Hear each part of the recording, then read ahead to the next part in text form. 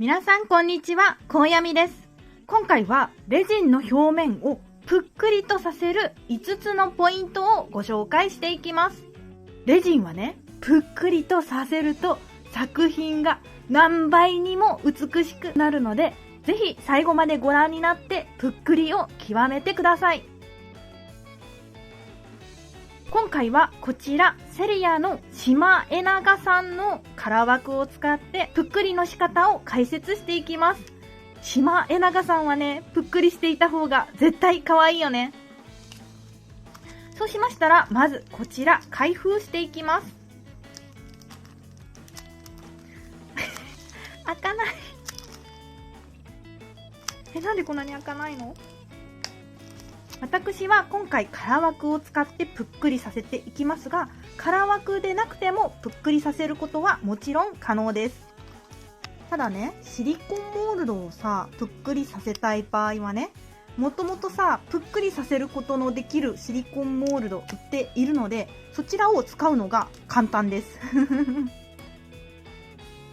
土台にシマエナガさんを固定することができたら、透明のレジン液を流し入れます。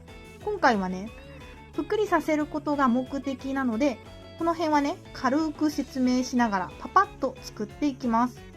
まずはね、一番液漏れしやすいカラー枠とテープの間に透明のレジン液を流し入れました。で、このね、隙間を完全に埋めることができましたら、1層目を作っていきます。1層目は透明のレジン液で作ります。なぜ1層目を透明のレジン液で作るのかというと、透明のレジン液が一番硬化不良になりにくいです。なので一番初めにね、硬化不良のしないレジン液でバシッと作ってあげることで、この後の作業をスムーズに進めることができます。1層目、透明のレジン液を流し入れることができたら、レジンライトで固めていきます。で、固めている間にレジン液を調色します。こちらダイソーのレジン着色料ブルーになります。少量混ぜ合わせます。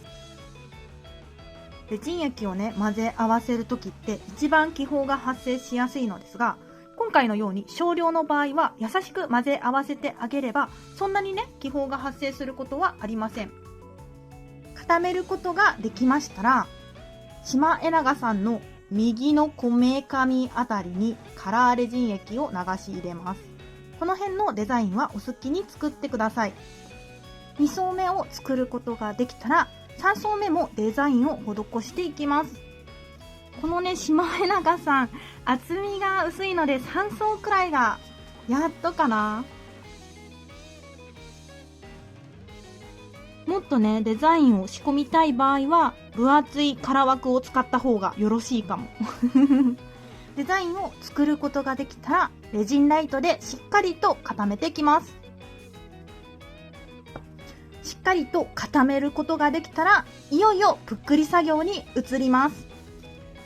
こちらのね、調色パレットに透明のレジン液を出してあるのですが、ボトルからね、直接レジン液を出すのではなくて、このように一度調色パレットに出してあげてから、カラー枠の上にレジン液を乗せていきます。で、ぷっくりする時の一つ目の注意点。今回はこのね、シマエナガさんの胴体をぷっくりさせたいのですが、まずはこのぷっくりさせたい箇所の中心にレジン液を持っていきます。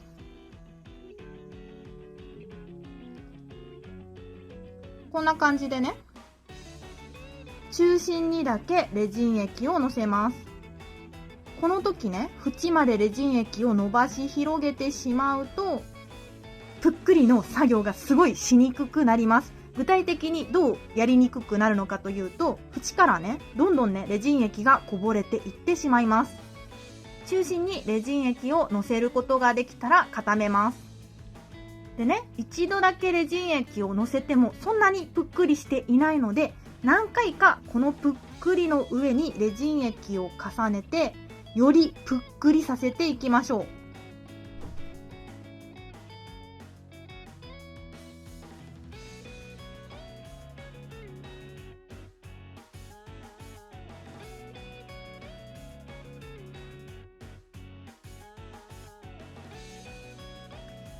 4回レジン液を重ねました。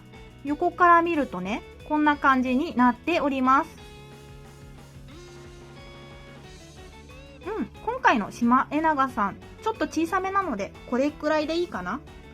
そうしましたら、次に、このね、ぷっくりの幅を広げていきます。先ほどと同じように、まずは中心のぷっくりにレジン液を重ねて、で、乗せたレジン液を少しずつね、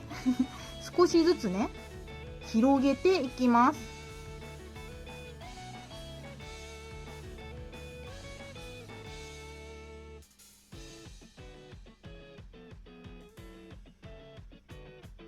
枠より1、2ミリくらい内側まで伸ばし広げることができたら、一旦固めてきます。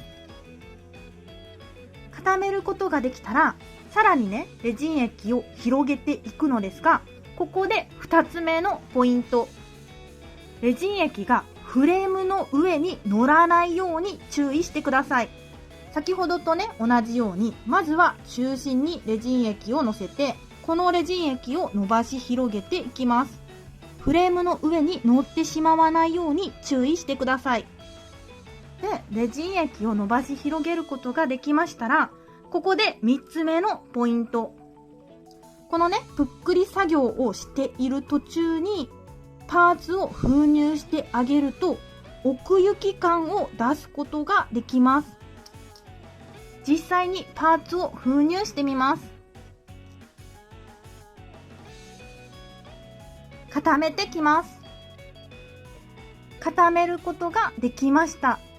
奥行き感が出ているのわかるかなでね、こちら、まだね、中心がほんのりぷっくりしているのわかりますかね。このね、不自然なぷっくりが消えるまでレジン液を重ねていきます。ここで4つ目の注意点。厚みをね、持たせようと思えば思うほどね、液漏れはしやすくなるので、面倒でもね、薄くレジン液を重ねていきましょ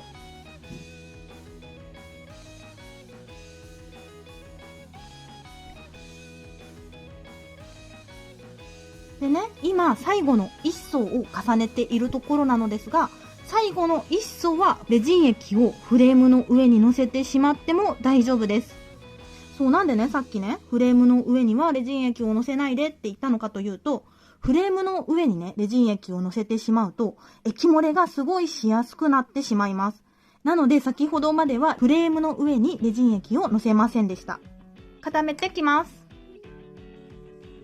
固めることができたら、ぷっくり完成です。土台から空枠を取り外します。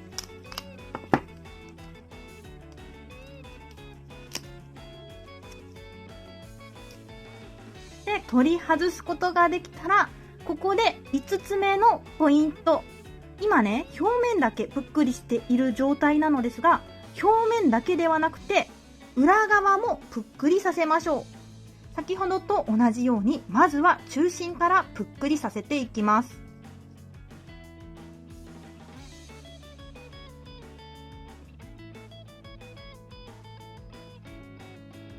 パーツも封入していきます。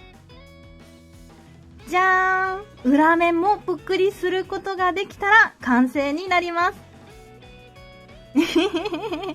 すごい可愛くなったわね、あなた。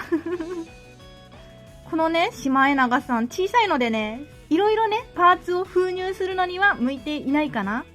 でもね、ちっちゃい分簡単にぷっくりさせることができました。